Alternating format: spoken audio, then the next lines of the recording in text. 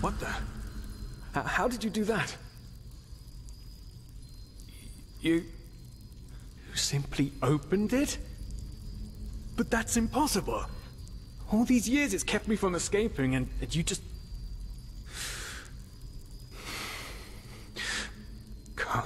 Come on. We have to look. We have to look and see what's outside. We won't get far, but still we have to see. Come, lead the way.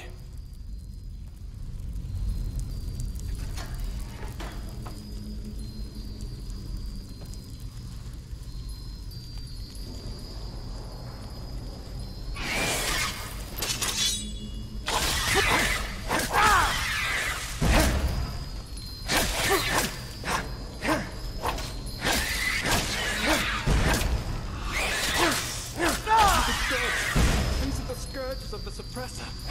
He wants to punish us.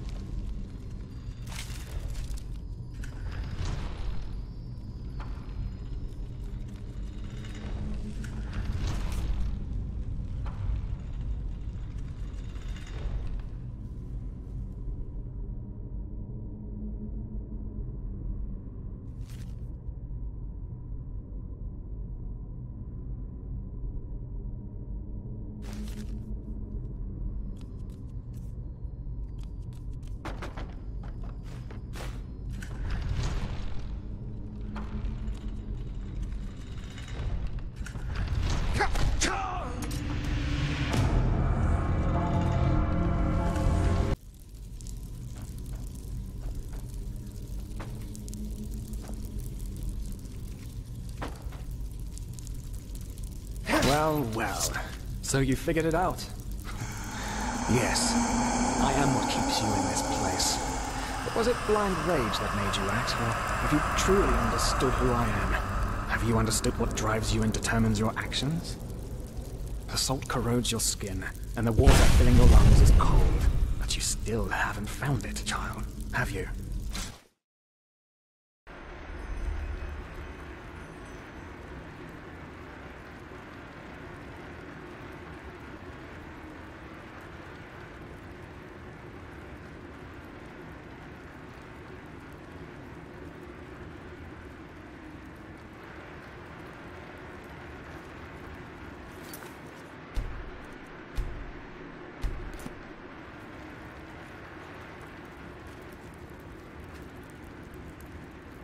Oh, hey.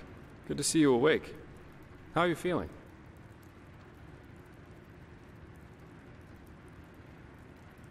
In the temple. The curarium, to be precise. You were brought here when you were traveling with that Ixon guy. I think the others are already awake, but I didn't want to leave you here, so I thought I'd just stay. I mean, hey, you are a keeper of the first sigil now, aren't you? I believe congratulations are in order. Don't mention it. Bad, though, that this keeperness won't get you anywhere. Do you know why? Because you're pathetic. Simply pathetic. I said you are pathetic. At first we believed it would be more exciting this time. But now that we've seen the new prophet, our hopes are gone. You're a joke. A nobody who let his only friend kick the bucket. As if you'd ever accept that. You humans are always so damn persistent, aren't you? Why? Why can't you just let go? Because in the end, you are powerless, just as all those before you. And you, prophet, you biggest joke of all. You are nothing but an urchin. A weakling.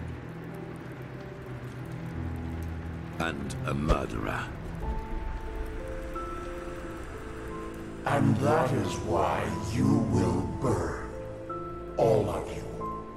The cleansing will happen, and there's nothing you can do to stop it.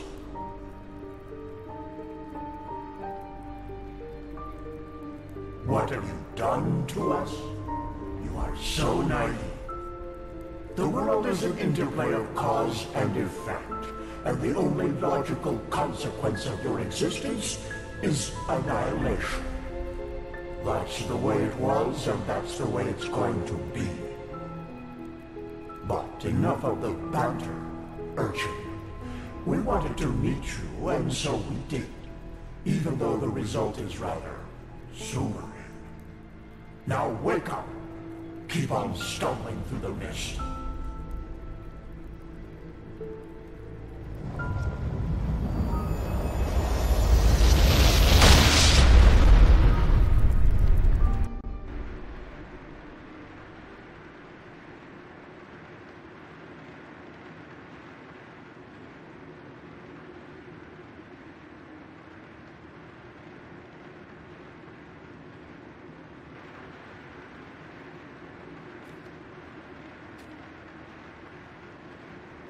Thank Malphus. I was starting to think I was the only one. How are you? You look exhausted.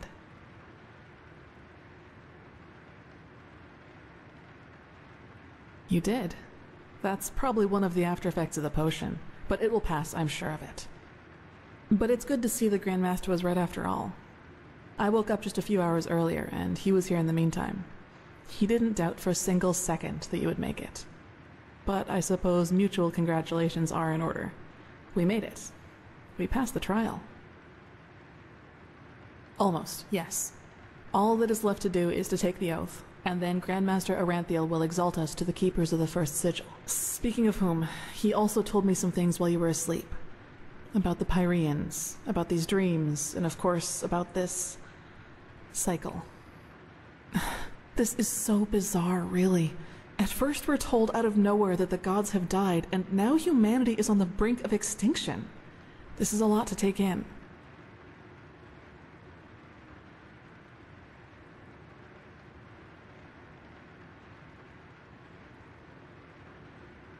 The way you say that suggests some painful experiences you've had with the reign of the Lightborn. But it doesn't really matter now with this cleansing ahead of us. I never had those dreams the Grandmaster talked about, even though I'm magically gifted. But then again, I always had the feeling that the Red Madness was more than an ordinary disease. Well, I suppose all of this explains a lot. At least now I can understand why the Grandmaster was willing to break all the traditions of the Order just to get you exalted to be a keeper. According to him, most of our battle against the cycle will stand or fall with you.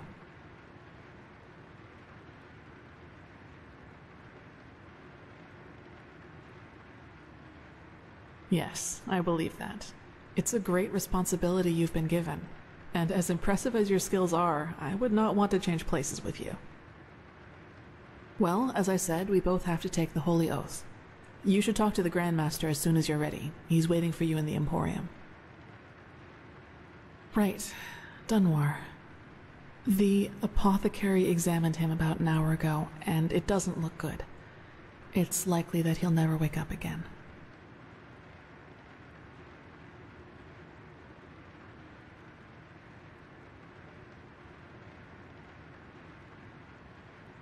He was impulsive, yes. But to some extent, I can understand why he was the way he was. You know, Dunwar was one of those people who tried to gild their insecurity with boastful behavior. The reality is that he was the last of his bloodline, and his faith in the path and his destiny as a keeper were all that he had left. And who knows, maybe he would have been a great help to the Order with the right guidance. But I guess Master Bartar's revelation was just too much for him. It's hard to be told that everything you've lived for was a lie.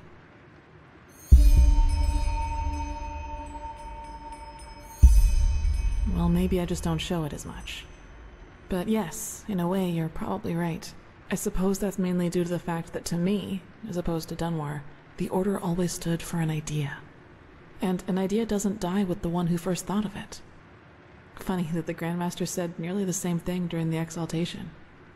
Dunwar would have considered it blasphemy.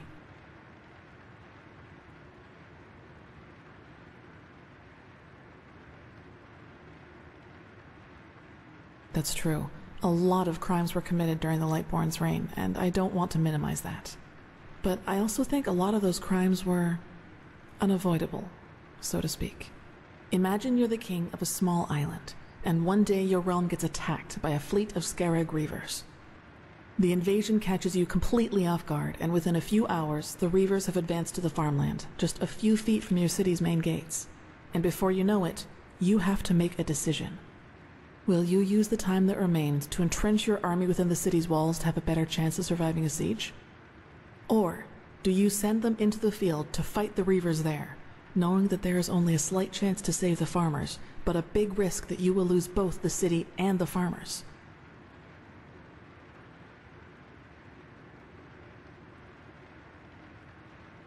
It would, yes. But what if your foray fails, and ends up being the reason why the Scarab can break through the city's fortifications? Wouldn't that too make you responsible for all the townsfolk they would kill once they got in? What I'm trying to say is, it doesn't matter what you do. There will be people who will despise you for your decision. If your attempt to rescue the farmers fails, you will be accused of having acted blindly and idealistically. And if you just stay in the city, they will say you didn't even try. Of course, there's a small chance the foray might work, but should decisions like that really be made as if they were a game of dice? As I said, I don't mean to absolve the Lightborn of their crimes, but I'd wager my left hand that they had a lot of similar decisions to make. I knew the question would come eventually. I suppose the answer depends on whether you're in the mood for some gloomy talk. Sooner or later you'll hear it from someone else anyway, so why not from me first?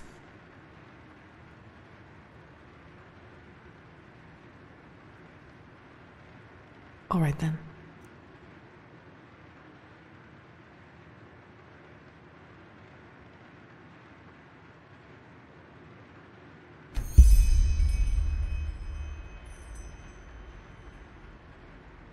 You should. It's already late, but if you want, I can show you the most important places in the temple before you go to the Emporium. What do you think? Good. Then get your gear from the chest by your bed and we'll go.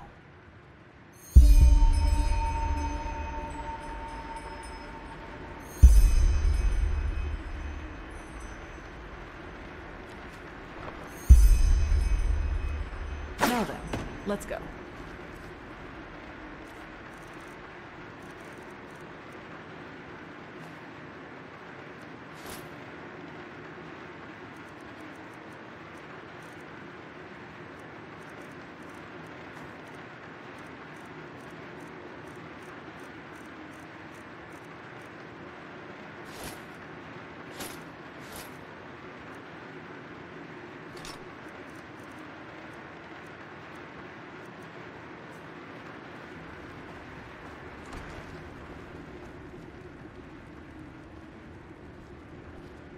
Yes?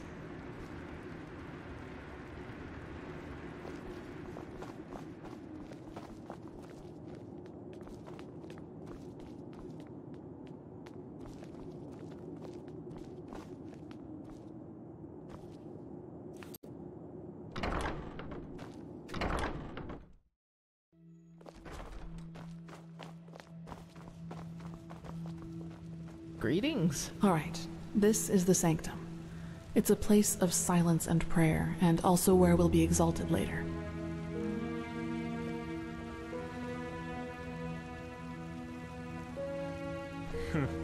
You just wait and see. Bloody Fucking weather. sissy. Thou art my nonsense, hoping no Happily good not. must Wherever you look, Thy where name is this supposed to lead? and thy path I will honor, in life as in death.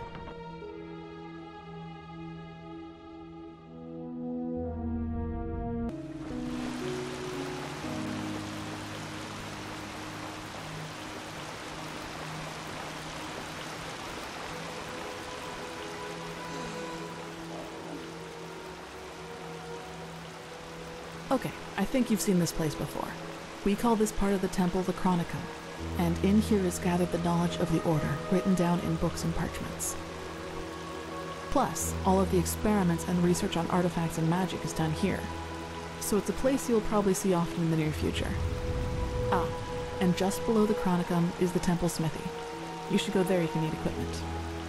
Over there, that's the Scuola and the quarters, where both the keepers and the novices live. There's also a training room where everything from swordplay to marksmanship can be trained and taught. You will find some skilled teachers there. Well, I think that's about it. You've already been to the Emporium, and I assume to the Eye of the Gods as well. I suggest you speak to the Grandmaster as soon as you're ready to take the oath.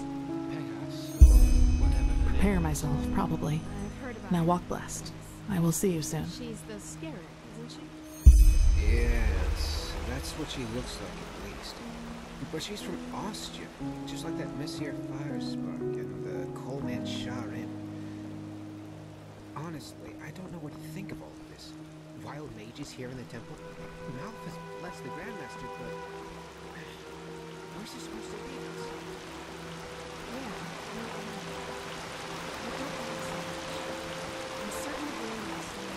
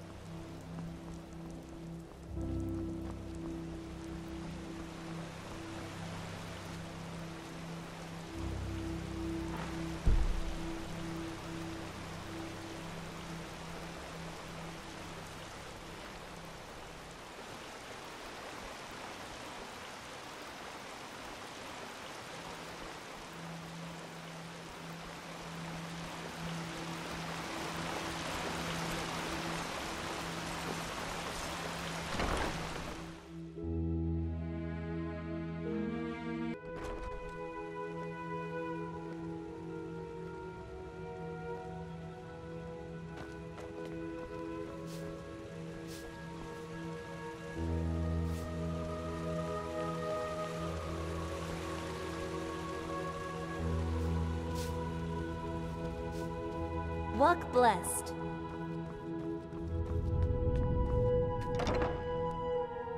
And you actually believe this could work? It sounds absurd. I don't believe I know. The mercenary, he might not be the shining knight of Castle Starsound, but he's better than most of your men. I want him, and you will need to convince your Truchessa of it. Is that so? Very well, I will convince her. You will hear from me. I hope so.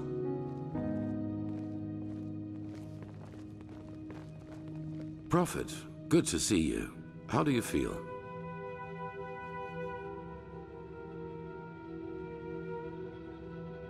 You've never been in any danger. If I had doubted your abilities, even to the slightest, I would have never spoken out for you. In any case, all that is left to do now is to recite the oath. Then we will finally deal with the more urgent matters. The ceremony needs a little preparation, 1 day at least. Come back then. Even if it hurts to lose more time, the cleansing approaches. I can feel it. Just this night I had another of the dreams. People I knew, including you.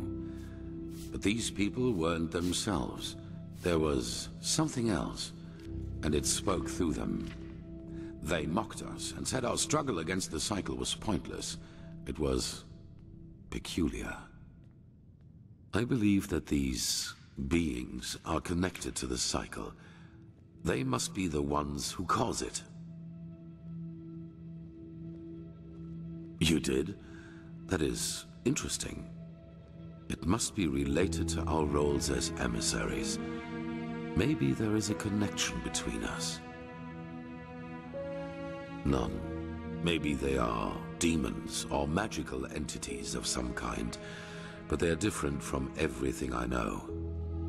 In any case, if they are indeed responsible for the cycle, they are our enemies. That's what matters for now. Come back tomorrow for the ceremony.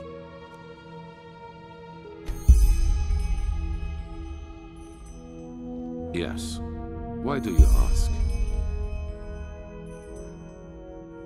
They did. What are you getting at? Then do me a favor and spare me the pleasantries. We have no time for small talk. Yes. As I said before, my knowledge about that is limited. But if it helps you, imagine that it is a way of perceiving that which connects us all, our subconscious. That's beyond me. Yes. You know, most people perceive themselves as an entity separate from the rest of the world. And while this is partially true, there is something that connects us. Dark corners of our mind, bridges to which we in a conscious state do not have access to. But you do not need to be supernaturally gifted to feel that these bridges exist. I am sure you have experienced it yourself at one time or another. A moment where you knew exactly what another person thought or would do next. People with close blood ties can especially feel that connection. Children and their mothers, siblings, and especially twins. Correct. And while most people hardly feel this connection at all, as if looking through a tinted window, to you, it is wide open during your visions. Their bodies might be, but the traces they left behind still remain. Everything that was, everything that is, and everything that will be, it already exists in the sea of eventualities. This is the basic principle of magic. And time is not a straight line. Only the barriers of our mind make us perceive it as such. Visions, premonitions, dreams that become reality. These are all leftovers of waves from other eventualities that spill over into our reality. There have always been people able to read them, but none so good at it as you are, thanks to the Echo. Good question. In their writing, the Pyreans say it has existed for aeons. Since this world exists, since the sea of eventualities exists, so too then does the cycle. It seems to be a part of existence, so to speak. The Pyreans didn't, and neither did the dozen civilizations that came before them. That is what we know. But as for what happened before that, our knowledge about the past is limited. All that matters for now is that the cycle threatens us, and that we have to stop it. That depends on whom you ask. In some writings of the Pyreans, we are referred to as chosen ones, but this is wrong. A better word would be chess figures with their own will. Whatever force causes the cycle also gave us powers and a task, but fulfilling that task is our own responsibility. Oh, well. No. Well, that is something else we only know in broad strokes. It is my task to lead mankind in its battle against the cleansing, to rally our strengths, so to speak. That's beyond me. Yours is to read the Echo and help us gain the knowledge we need for victory. How exactly you're going to do that is something we still have to find out.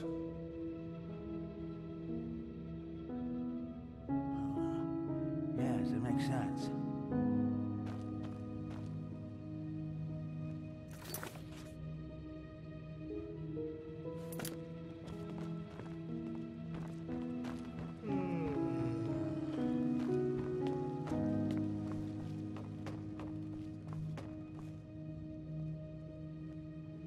Let's hope he knows what he's doing.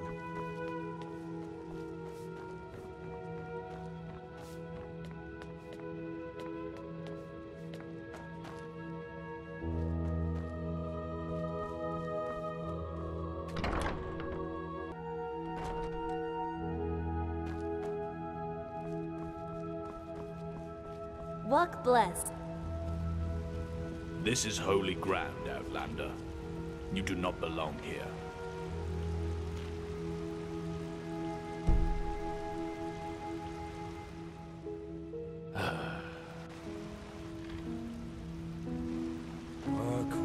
Oh shit. I have to remember that. Yes. Pathos. Now, where did I put that?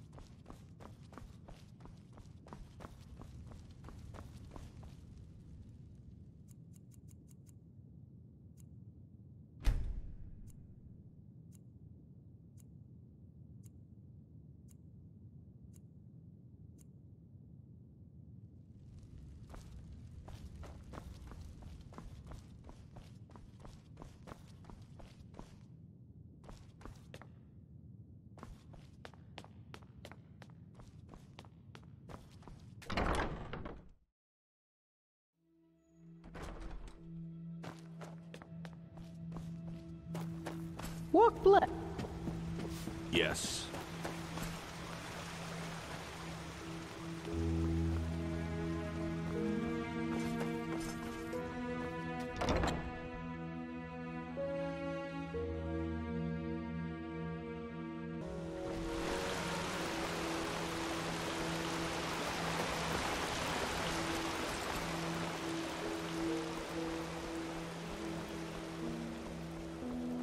If they'd ever listen to me.